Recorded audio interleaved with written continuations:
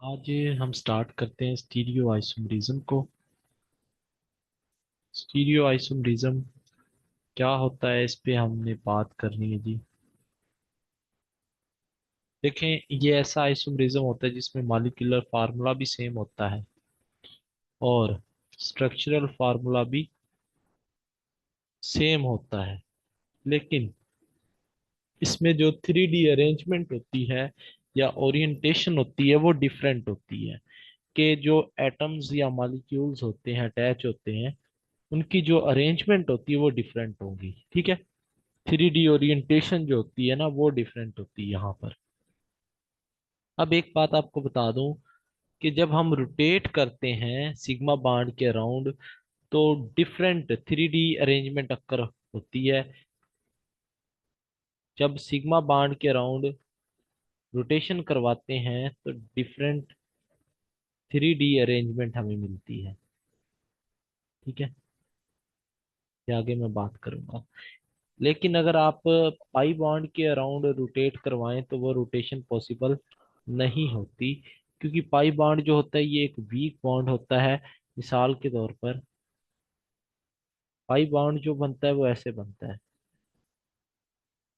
अब यहाँ पे बेटा क्या होता है कि ये जो पाई बॉन्ड है बेसिकली ये वीकर है।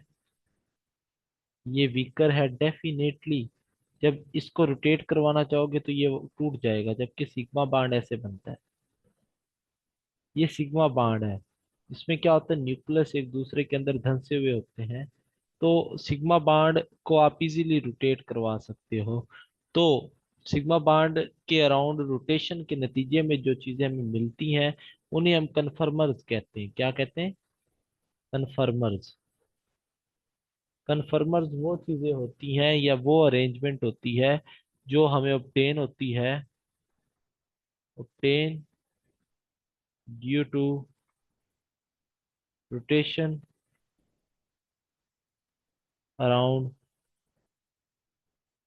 Sigma bond. सिग्मा बाड के अराउंड रोटेशन की वजह से जो हमें चीज ऑब्टेन होती है उसे कन्फर्मर कहते हैं। ठीक है, अब रोटेशन करते ही क्यों है, इसकी रीजन होती है वो मैं आपको बताता हूँ कि हमारे पास बेसिकली स्ट्रेन्स होते हैं। स्ट्रेन्स क्या है? जैसे कि मॉलिक्यूलर रिपल्शन, मॉलिक्यूलर रिपल्शन वगैरह हो गई। ये क्या होती है कि कोई भी आपका जो ऑर्गेनिक मॉलिक्यूल होता है इसमें दो तरह की रिपल्शन होती है। एक इंटर इलेक्ट्रॉनिक रिपल्शन होती है, एक इंटर इलेक्ट्रॉनिक रिपल्शन होती है। अब ये जो रिपल्शन होती है इसको आप टॉर्शनल स्ट्रेन भी कहते हैं। टॉर्शनल स्ट्रेन भी इसे कह देते हैं। और दूसरी आपके पास होती है repulsion due to size, bulkiness जिसे आप कहते हैं। तो ये भी एक वजह होती है, बल्कीनेस। अब इसमें जो मेनली आता है वो है वेंडर वाल स्ट्रेन। वेंडर वाल स्ट्रेन। ठीक है, मिसाल के तौर पर ये आपके पास CH3 है, CH3 है, इसके ऊपर कार्बन 1 लगा हुआ है, ये कार्बन 2 लगा हुआ है। तो यहाँ पे ये जो कार्बन है वो आपस में रिपल्शन शो करवाते हैं। क्यों? क्योंकि ये दोनों कार्बन के साथ CH3 ग्रुप लगा हुआ है और दोनों इलेक्ट्रॉन डोनर होते हैं। तो due to increase in electron density तो ये एक दूसरे के साथ रिपल्शन शो करवाएंगे। तो ये दो तरह की स्ट्रेन होती है। ठीक है, जो मॉलिक्यूल्स में पॉसिबिलिटी हो सकती पाए जाने के उसके चांसेस ज्यादा हैं। अब स्ट्रेन तो आपने देख लिया ये होती है, लेकिन मॉलिक्यूल रोटेट क्यों करते हैं? मैं आपको ना सादा सी मिसाल देता हूँ कि एक बंदा है, उसको एक दरख्त के साथ बांध दिया जाएगा। एक दरख्त है, दरख्त के साथ एक बंदा जो है उसको बांध दे और उसे कहें कि जी आपने कहीं पे भी नहीं जाना, तो उसमें गुस्सा पैदा हो जाएगा, उसमें क्या होगी कि चिड़चिड़ापन पैदा हो जाएगा। ठीक है, तो वो बंदा दरख्त के साथ बंदा रहेगा तो उसमें गुस्सा पैदा हो जाता है, स्ट्रेन पैदा हो जाती है, उसी को स्ट्रेन कहते हैं। ठीक है, अब वो फिर क्या करता है, उस स्ट्रेन को दूर करने के लिए वो रोटेट करता है। तो यही रीजन होती है कि जो एटम्स होते हैं या मालिक्यूल जो होते हैं वो रोटेशन शो करवाते हैं स्ट्रेन से अवॉइड करने के लिए। मिसाल देता हूँ आपको, एक कंपाउंड एक्स है। ठीक है, अब ये रोटेट कर गया है 10 डिग्री मान लें, तो ये बन गया एक्स प्राइम। अब ये 20 डिग्री रोटेट कर गया तो ये बन गया एक्स डबल प्राइम। फिर ये 30 डिग्री रोटेट कर गया तो ये बन गया एक्स ट्रिपल प्राइम। अब बात को समझना है, अगर ये अकेला एक्स होता बेटा, ये अकेला एक्स होता तो इस पे जितनी भी स्ट्रेन होती थी जस्ट इस पे लगनी थी। 100% जो स्ट्रेन लगनी थी इस पे लगनी थी। अगर ये कंपाउंड ना होते, ये कंपाउंड ना होते तो 100% स्ट्रेन जो होती वो इसी पे लगनी थी। अब क्या है कि स्ट्रेन जो है वो डिवाइड हो चुकी है, इस पे भी स्ट्रेन लग रही है, इस पे भी लग रही है और इस पे भी। अब आप यूं समझो कि स्ट्रेन जो है वो 25% चारों में डिवाइड हो चुकी है। तो अब इस पे भी कितनी स्ट्रेन लगती है, 25। इस पे भी 25, 25 और 25। तो यही रीजन होती है कि मालिक्यूल जो होता है वो रोटेट करके दूसरी आप समझ लो अरेंजमेंट में चला जाता है और एक नया कन्फर्मर बन जाता है। और कन्फर्मर इसलिए बनता है ताकि वो स्ट्रेन जो है जो उसके ऊपर लग रही थी उसका अजाला वो दूसरे पे कर ले, यानी दूसरे में वो ट्रांसफर कर सके। ठीक है, तो ये रीजन होती है कि मॉलिक्यूल रोटेट क्यों करते हैं और स्ट्रेन जो होती है वो कैसे रिड्यूस होती है और कैसे ट्रांसफर होती है। अब स्ट्रेन मॉलिक्यूल को एनर्जी कहाँ से मिलती है रोटेशन करने के लिए, तो एक बात बता दूं, जो एनर्जी चाहिए होती है ना सिग्मा बाड के अराउंड, वो तकरीबन 5 किलो कैलोरी पर मोल होती है। ये चाहिए रोटेशन के लिए एनर्जी। ठीक है, और अगर हम बात करें जो हमारा रूम टेम्परेचर होता है, रूम टेम्परेचर पे जो एनर्जी होती है वो 25 किलो कैलोरी पर मोल होती है। ठीक है, तो आप खुद समझदार हैं कि हमारे पास एनर्जी एक्सेस में अवेलेबल है, तो एनर्जी रिक्वायर्ड वो लेस है। तो यही रीजन होती है कि जो मॉलिक्यूल होता है बेसिकली वो ऑटोमेटिकली रोटेट करता रहता है विदाउट एनी एक्सटर्नल सोर्स। तो कोई एक्सटर्नल सोर्स उसे चाहिए नहीं होता। अब रोटेशन से सिग्मा बाड के अराउंड जो एंगल होता है, एंगल डू नॉट चेंज, लेकिन जो डायहेड्रल एंगल होता है वो चेंज हो जाता है। एक ये इफेक्ट होता है कि रोटेशन से एंगल नहीं चेंज होता लेकिन डायहेड्रल एंगल चेंज हो जाता है। एंगल और डायहाइड्रल एंगल में क्या डिफरेंस है वो देखें। ये कार्बन है, इसके साथ ये आगे हाइड्रोजन लगे हुए हैं। अब बेटा यहाँ पे अगर आप नोट करो तो ये वाला जो एंगल होगा इसको कहते हैं बॉन्ड एंगल। बॉन्ड एंगल यानी एक ही कार्बन के ऊपर जो हाइड्रोजन लगे हुए थे उसके और दूसरे हाइड्रोजन के दरमियान जो एंगल है वो बॉन्ड एंगल। इसके अलावा अगर आप बात करो कि ये एक कार्बन है और यहाँ पे भी एक कार्बन है, इसके ये हाइड्रोजन है या ये ग्रुप है और इसका भी ये ग्रुप है। अब ये जो एंगल है इसके कार्बन 1 और कार्बन 2 के दरमियान ये वाला जो ऊपर वाला एंगल है इसको हम कहते हैं डायहेड्रल एंगल। जो कि दो डिफरेंट कार्बन के दरमियान में एंगल एग्जिस्ट कर रहा होता है उसे डायहेड्रल एंगल कहते हैं। जबकि आपके पास जो एक ही मॉलिक्यूल के अंदर होता है जो एटम्स के दरमियान, बॉन्डेड एटम्स के दरमियान, उसको बॉन्ड एंगल कहते हैं। उसे क्या कहते हैं, बॉन्ड एंगल कहते हैं। ठीक है, ये डायहेड्रल और बॉन्ड एंगल में डिफरेंस था वो आपने याद रखना है। अब इसके बाद हम बात करते हैं कि अगर आपने स्टीरियो केमिस्ट्री समझनी है तो कुछ प्रोजेक्शंस होती हैं जो आपको ड्रा करनी पड़ती हैं, जिनका नाम होता है मॉलिक्यूलर रिप्रेजेंटेशन। देखें, मॉलिक्यूलर रिप्रेजेंटेशन का पर्पस क्या है?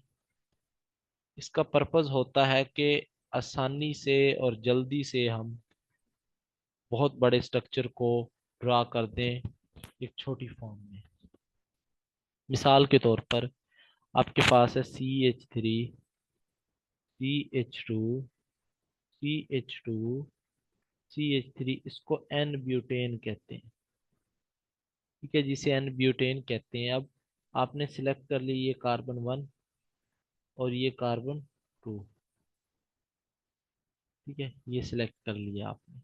अब आपने कोई से दो एडजेसेंट कार्बन सिलेक्ट कर लिए, कार्बन 1 और कार्बन 2 एडजेसेंट कर लें, आपकी चॉइस है। अब आप क्या करते हैं, नंबर 1 काम तो कार्बन सिलेक्ट कर लिए एडजेसेंट। ठीक है, उनको लिख लेना, कार्बन 1 और कार्बन 2। उनके दरमियान एक स्लैंट लाइन लगा देनी है, टेढ़ी लाइन ऐसे। ठीक है, जो कि अबाउट 45 के एंगल पर हो। तो ये लाइन लगा दी आपने। अब इसके अराउंड एटम्स को 120 के एंगल में अरेंज कर दें। कार्बन 1 के साथ क्या क्या लगा हुआ है? ये तीनों हाइड्रोजन लगे हुए हैं, तो इसको जरा अरेंज कर दें 120 के एंगल पे। ठीक है, इसी तरह कार्बन 2 के साथ क्या है? ये कार्बन है, CH2 समझ लें। फिर इसी तरह हाइड्रोजन है, ये हाइड्रोजन है। ठीक है, ये इस तरह CH3 है और ये CH2 है। तो इस तरह से 120 के एंगल पे आपने अरेंज करना है।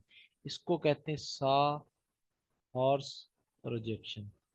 सा हॉर्स प्रोजेक्शन के आपने दो एडजेसेंट कार्बन लेने हैं और उनको लिखकर उनके जो एटम्स होते हैं वो पूरे कर देंगे, जस्ट स्लैंट लाइन लगा के 120 के एंगल पे। जैसे कि CH3NH2। अब कार्बन, और ज़रूरी नहीं है कि दोनों कार्बन हो, कार्बन और नाइट्रोजन भी हो सकता है, और भी हो सकता है, सल्फर भी हो सकता है। ये 120 के एंगल पे ये आ गया, फिर ये हाइड्रोजन और फिर ये हाइड्रोजन। ठीक है जी, तो इस तरह से आप इजीली अरेंज कर सकते हो। तो इसको सा हॉर्स प्रोजेक्शन कहते हैं। क्या कहते हैं? सा हॉर्स प्रोजेक्शन। इसके बाद हमारे पास आ जाती है सेकंड, वो है Newman projection. Newman's projection. Newman projection क्या होती है कि ये सा हॉर्स प्रोजेक्शन की मदद से ही ड्रा करते हैं इसको। अब देखें, आपके पास गिवन होगी सा हॉर्स प्रोजेक्शन, तो आपने देखकर उसकी न्यूमैन प्रोजेक्शन बनानी है। लाइक ये है आपके पास हाइड्रोजन, हाइड्रोजन और CH3। अब ये जो होता है ये आपके पास होता है कार्बन 1 और ये होता है कार्बन 2। ठीक है, अब ये कार्बन अगर आप यहाँ से यहाँ देखते हो ना कार्बन 1 को, तो कार्बन 1 आपके पास विजिबल होता है, नजर आ रहा होता है। जबकि कार्बन 2 जो होता है उसकी बैक पे होता है, वो नजर नहीं आता। तो ये होता है सीन कार्बन होता है, वो अनसीन रह जाता है, अनसीन। ठीक है, वो हमें नजर नहीं आता। तो इसमें क्या होता है, जो कार्बन नजर आ जाता है उसका हम बना लेते हैं सर्कल ऐसे, और जो नजर नहीं आता उसका हम जो सीन हो जाता है, मैं अगर आपको बताऊं कि यहाँ पे आप समझ लो कि जो सीन विजिबल एटम होता है उसको रिटर्न से डॉट से लिख देते हैं, और जो अनविजिबल होता है या इनविजिबल होता है या अनसीनेबल होता है उसका हम सर्कल बनाते हैं। ठीक है, मैं उल्ट बोल गया हूँ शायद, तो इसको ठीक कर लें कि जो सर्कल होता है बेसिकली वो बनता है इनविजिबल का या अनसीन का। जबकि जो डॉट लगाते हैं वो सीन जो हमें नजर आ रहा होता है कार्बन ना, उसका बनता है। अब इसके साथ इसको ना ऐसे देखें कि इसके साथ कौन कौन सी चीजें लगी हुई है कार्बन वन के साथ। तो इसके साथ 120 के एंगल पे ही अरेंज करना है। एक हाइड्रोजन लगा हुआ है, फिर एक CH3 लगा हुआ है, फिर यहाँ पे एक हाइड्रोजन। तो ये लें जी, अरेंज हो गया है। अब दूसरे एटम के साथ कौन सी लगी हुई है वो देखें जरा, वो उसे भी 120 के एंगल पे अरेंज करना है। तो उसमें एक हाइड्रोजन है, एक ये हाइड्रोजन है, और एक CH3 है। ठीक है जी। तो ये जो प्रोजेक्शन हमने ड्रा की है इसको न्यूमैन प्रोजेक्शन कहते हैं। क्या कहते हैं इसे? न्यूमैन प्रोजेक्शन कहते हैं। इसके बाद थर्ड आ जाती है हमारे पास, वो होती है Fischer's projection. Fischer's projection. Fischer projection क्या होती है?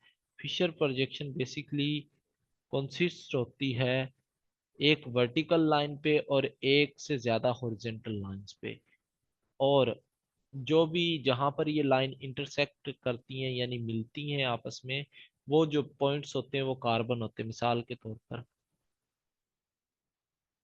यहाँ पे अगर आप बात करो तो ये जो पॉइंट है ये कार्बन है, ये भी कार्बन है, और ये जो पॉइंट है ये भी कार्बन है।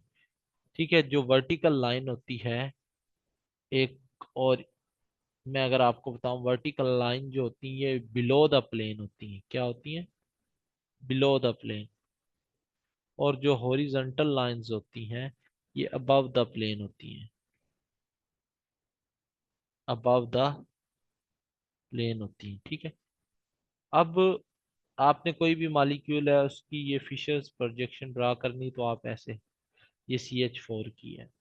अगर आपने करनी है CH3 की, तो आपके पास ये एक लाइन लगा दी और इसके बाद दो कार्बन शो करवा दिए। ठीक है।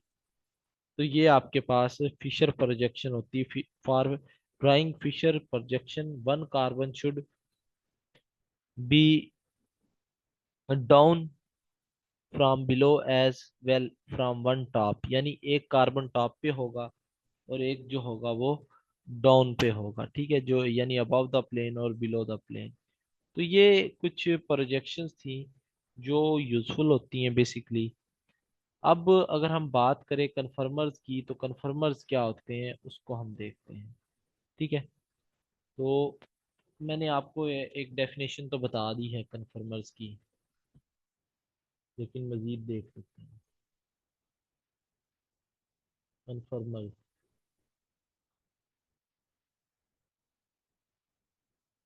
तो कन्फर्मर्स क्या होते हैं बेटा, कि when we rotate a compound around sigma bond, around sigma bond, तो जो चीज हमें मिलती है उसे हम कन्फर्मर कहते हैं। यानी सिग्मा बॉन्ड के अराउंड रोटेशन के नतीजे में हमें जो स्ट्रक्चर ऑब्टेन होते हैं वो कन्फर्मर होते हैं। ठीक है। अब हम डिफरेंट सब्सटेंसेस के कन्फर्मर ड्रा कर सकते हैं। मिसाल के तौर पर अगर हम चाहें तो इथेन के ड्रा कर लें। अगर फॉर एग्जांपल हमारे पास है CH3 और CH3। अब इसकी आप बनाते हो पहले न्यूमैन प्रोजेक्शन। ठीक है। ठीक है। न्यूमैन प्रोजेक्शन बनाओ इसकी जरा। उसके लिए आपको चाहिए होती है सा हॉर्स प्रोजेक्शन। घोड़े की तरह नजर आता है ना, तो इसलिए सा हॉर्स कहते हैं उसे। तो इसके बाद सा हॉर्स से आप कन्वर्ट करते हो उसको न्यूमन में, तो मैं डायरेक्टली न्यूमन बना देता हूँ इसकी। देखें ये, इसे कार्बन वन मान लेते हैं, इसे कार्बन टू मान लेते हैं। अब इस कार्बन वन के साथ भी सेम चीजें लगी और टू के साथ, ये और ये। इसके अलावा जो बाकी है वो भी हाइड्रोजन। ये जो डॉट वाला अब सर्कल वाले हैं, सर्कल वालों को बाहर से ही डोनेट करना होता है। ठीक है। अब बेटा ये है हमारे पास एक स्ट्रक्चर। अगर मैं चाहूँ तो रोटेशन करवा दूं इसकी, अगर 60 के अलाउंग 60 डिग्री पर मैं इसकी रोटेशन करवाता हूँ, तो ये वाला जो हाइड्रोजन होगा बेसिकली ये इधर को आएगा, और ये वाला जो होगा इधर मूव करेगा, और ये जो होगा वो इधर चला जाएगा। ठीक है, ये मूवमेंट होगी इनकी, तो ये इस तरह से स्ट्रक्चर बनेगा।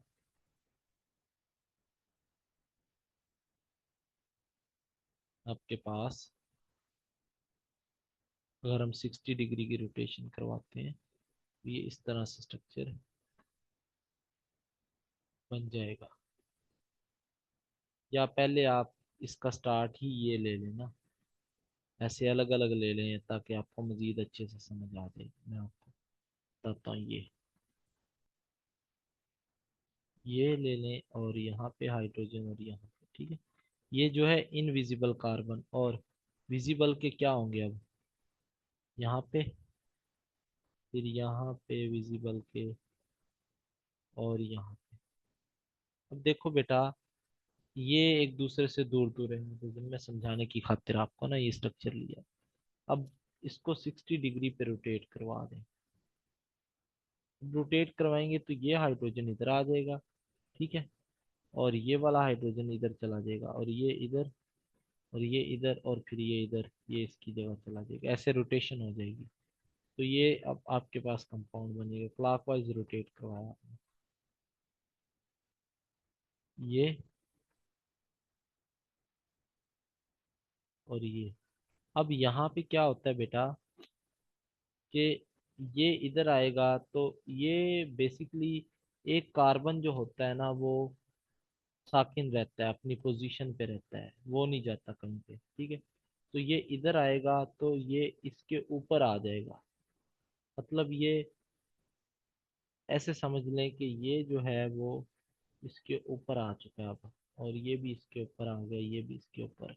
ये इनमें कोई डिफरेंस नहीं, पैरेलल हो चुके हैं। इनमें जो डाई हेड्रल एंगल है वो जीरो है। पहले जो डाई हेड्रल एंगल था एटम्स के दरमियान, अगर मैं आपको बताऊं, तो वो कितना था, वो 60 डिग्री था। कैसे 60 डिग्री है वो मैं आपको बताता हूँ, कि पहले जो एंगल था बेसिकली वो 60 डिग्री कैसे था। ये हाइड्रोजन है और यहाँ पे हाइड्रोजन है, तो इनके दरमियान जो एंगल है वो 60 डिग्री है। तो ये जो होती यहाँ पे डाईहाइड्रल एंगल जो होता है वो 60 डिग्री है, यहाँ पे जो डाईहाइड्रल एंगल है वो जीरो है, एंगल जीरो है। अब मजीद आप इसको 60 पे रोटेट करवा दो, 60 पे आप मजीद रोटेट करवाओगे तो दोबारा से पहले वाला स्ट्रक्चर रिप्रोड्यूस हो जाएगा। पहले वाला स्ट्रक्चर क्या हो जाएगा, रिप्रोड्यूस हो जाएगा।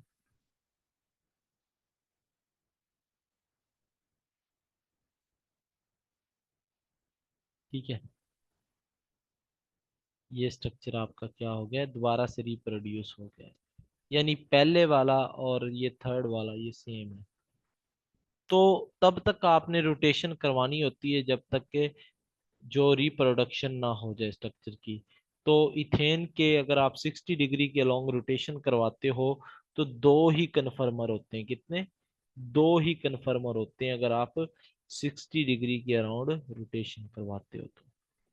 ये बेसिकली इथेन की एग्जांपल थी। इसके बाद मैं आपको एक बात बताऊं कि अगर डायहाइड्रल एंगल उसके दरमियान कुछ ना कुछ एग्जिस्ट करता है तो वो जो फॉर्म होती है वो स्टैगर्ड फॉर्म होती है।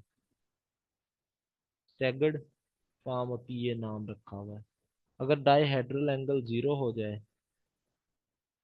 तो ये इक्लिप्स्ड फॉर्म होती है, इक्लिप्स्ड फॉर्म होती है, ठीक है। और डायहेड्रल एंगल जीरो से आप समझ लो बड़ा हो और 60 से छोटा हो, तो ये जो फॉर्म होगी वो उसे बोलते हैं स्क्यू फॉर्म, स्क्यू फॉर्म, ठीक है जी। अब एक बात आपको बता दूं, जो स्टेबिलिटी होती है वो हमेशा इक्लिप्स्ड जो होती है उसकी ज्यादा होती है स्टैगर्ड से। सॉरी, ये इक्लिप्स्ड कह दिया, जो स्टैगर्ड फॉर्म होती है वो हमेशा ज्यादा स्टेबल होती है देन इक्लिप्स्ड फॉर्म, ठीक है। क्योंकि इक्लिप्स्ड फॉर्म में क्या होता है कि एटम के दरमियान रिपल्शन बहुत ज्यादा होती है। उसकी रीजन ये होती है कि जैसे ये एक स्ट्रक्चर है ना, ये ऐसे है। अब जो इक्लिप्स फॉर्म होती है उसमें ये इसी के ऊपर दूसरे एटम आ रहे होते हैं पैरेलल। तो पैरेलल होने की वजह से रिपल्शन बहुत ज्यादा होती है। तो आप समझ लो कि इसकी एनर्जी ज्यादा है जबकि स्टेबिलिटी कम होती है। अगर हम एनर्जी डायग्राम इसका देखें, यहाँ पे हम लिखें एंगल ऑफ रोटेशन, और यहाँ पे अगर हम बात करें, ये आपके पास ये, ठीक है। अब बेटा ये जो फॉर्म है ये टॉप वाली इक्लिप्स्ड है, और ये जो बॉटम हैंड में आ रही है ये आपके पास स्टैगर्ड फॉर्म, स्टैगर्ड फॉर्म है ये, ठीक है।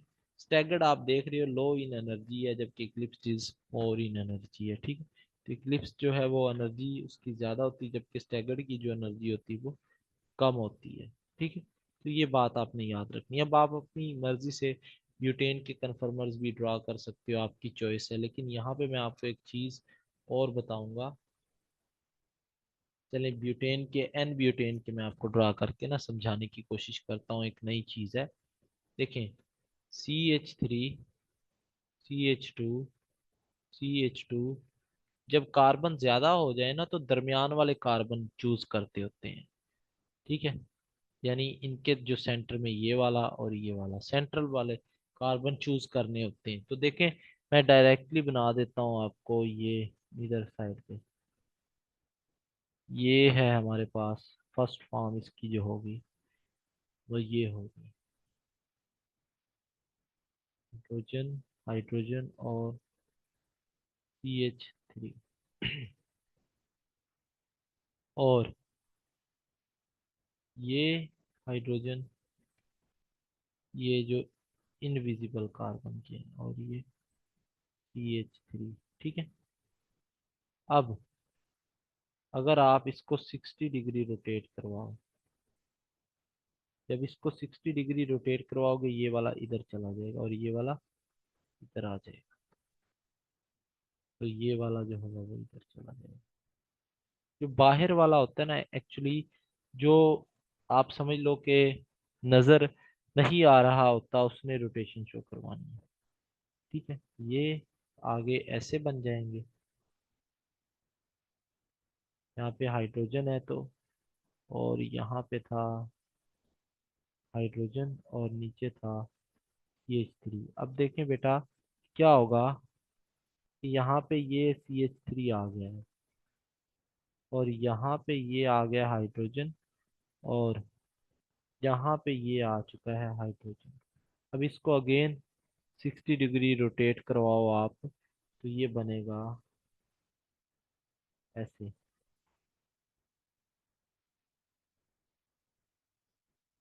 ये बनेगा, ठीक है।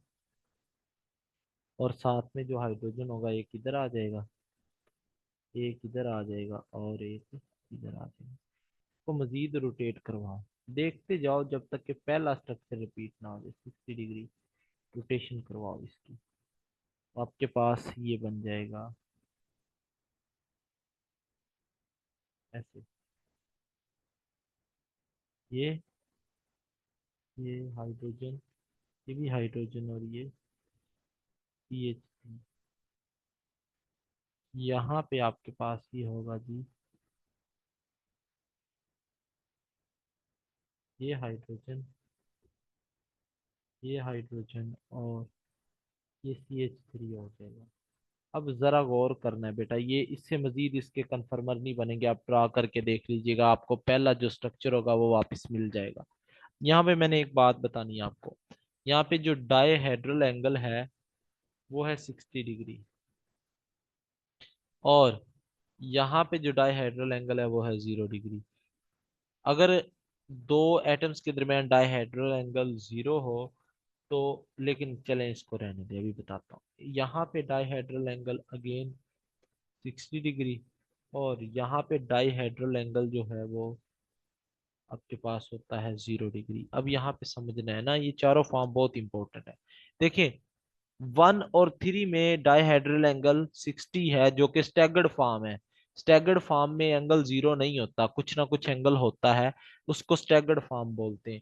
जबकि 2 और 4 में डाईहेड्रल एंगल जीरो है, इसको इक्लिप्स्ड फॉर्म कहते हैं। ठीक है। अगर मैं आपको एक बात बताऊं बेटा, कि जो बल्की ग्रुप्स होते हैं उनके दरमियान, ये वाला देख रहे हैं, ये जो बल्की ग्रुप है, ये वाला बल्की ग्रुप, जरा समझिएगा बात को। ये बल्की ग्रुप है और ये वाला बल्की ग्रुप, इनके दरमियान देखें एंगल कितना है, 180। तो 180 का अगर एंगल हो तो उसे आप कहते हो फुल्ली स्टैगर्ड। उसे क्या कहते हो, फुल्ली स्टैगर्ड बोलते हैं आप। ठीक है। अगर आपके पास जो बल्की ग्रुप्स नहीं है, लाइक हाइड्रोजन और CH3 है, या CH3 और हाइड्रोजन के दरमियान जैसे एंगल है 60 का, तो बल्की ग्रुप्स के दरमियान लाइक अगर in dihedral angle between bulky group is 60। तो अच्छा, एक और भी चीज है इसमें, अगर स्टैगर्ड में आपके पास डाईहेड्रल एंगल बल्की ग्रुप्स के दरमियान 180 का हो तो उसको एंटी भी कहते हैं, फुल्ली या एंटी बोलते हैं। क्या बोलते हैं इसे, फुल्ली स्टैगर्ड की बजाय एंटी भी कह देते हैं। तो अगर तो दो बल्की ग्रुप्स के दरमियान एंगल 180 का है तो उसे एंटी कहते हैं। अगर बल्की ग्रुप्स के दरमियान एंगल 60 का है, 60 वाला कौन सा है, बल्कि ग्रुप्स के दरमियान एंगल 60 का है, यहाँ पे एक CH3 आएगा जो मिस कर गए हैं यहाँ पे, तो ये वाली फॉर्म होती है। ठीक है। तो यहाँ पे आप जरा चेक करो बेटा, तो ये जो इनके दरमियान एंगल है वो 60 का है, कितना है, 60 का है। तो ऐसी फॉर्म को गूच फॉर्म बोलते हैं। अब ये गूच फॉर्म क्या होती है ये नेक्स्ट देखेंगे। गूच फॉर्म बोलते हैं अगर दो बल्की ग्रुप्स के दरमियान एंगल 60 का हो। और इसके बाद आ जाता है eclipsed form. If identical group overlap, अगर तो आइडेंटिकल ग्रुप ओवरलैप करेंगे तो उसे फुल्ली इक्लिप्स्ड कहते हैं, जैसे ये CH3 और CH3। अगर दो डिफरेंट ग्रुप ओवरलैप करेंगे तो उसे पार्शली इक्लिप्स्ड कहते हैं। तो ओवरऑल मैं आपको बताऊं तो हमने पढ़ा स्टैगर्ड, स्टैगर्ड फॉर्म। स्टैगर्ड जो होता है अगर बल्की ग्रुप्स के दरमियान 180 के एंगल है तो वो जो होंगे उसे आप एंटी कहते हैं। अगर बल्की ग्रुप्स के दरमियान 60 का एंगल है तो उसको गूच फॉर्म कहते हैं, गूच फॉर्म बोलेंगे। और अगर आप बात करो इक्लिप्स्ड की, तो इक्लिप्स्ड दो तरह का होता है, फुल्ली इक्लिप्स्ड, फुल्ली इक्लिप्स्ड अगर आइडेंटिकल ग्रुप ओवरलैप करें, आइडेंटिकल, आइडेंटिकल ग्रुप अगर ओवरलैप करें, आइडेंटिकल ग्रुप अगर ओवरलैप करें। और अगर पार्शली की बात करो तो नॉन आइडेंटिकल ओवरलैप करें, अगर नॉन आइडेंटिकल ओवरलैप करें तो उसे आप कहते हो पार्शली इक्लिप्स्ड।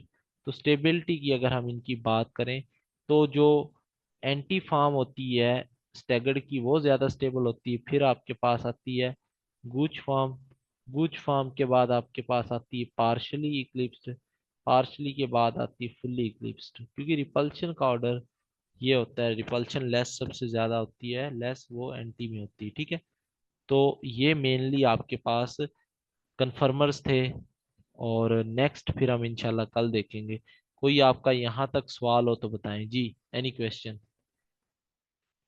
कोई बात आपको समझ ना आई हो दोबारा से पूछना चाह रहे हो तो बताएं।